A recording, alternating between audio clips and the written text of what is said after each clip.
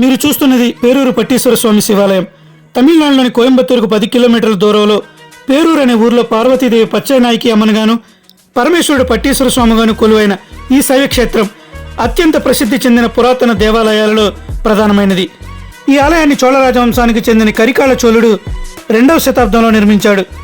ఇక్కడున్న ప్రధాన శివలింగంపై ఆవుదోడ కాలిముద్ర ఉంటుంది. పూర్వం ఈ ప్రాంతంలో ఒక కామధేనువు శివ దర్శనం కోసం ఇక్కడున్న శివలింగంపై ప్రతిరోజు పొదుగు నుండి పాలు జారవిడిస్తూ ఉండేది. అయితే ఆ కామధేనువు యొక్క పట్టి అనే పేరు గల ఆవుదోడ అటు ఇటు గెంతుతూ శివలింగంపై అడుగులు వేస్తుంది. కంగారు పడిన కామధేనువు శివుణ్ణి శరణు వేడుకుంటుంది. శివుడు ప్రత్యక్షమై ఆవు జన్మను తరింపజేసి ఆవుదోడ చేసిన పనికి సంతోషించి ఇక్కడ పట్టీశ్వర నామధేయంతో కొలువయ్యాడనేది స్థల పురాణం. ఈ పేరూరుకు మరొక పేరు కామధేనుపురం. ఈ ఆలయాన్ని శివుడు ఆనంద తాండవం చేసిన ప్రదేశంగా చెబుతారు. ఇక్కడున్న కనక సభలో అతిపెద్ద బంగారు నటరాజ విగ్రహం ఉంటుంది.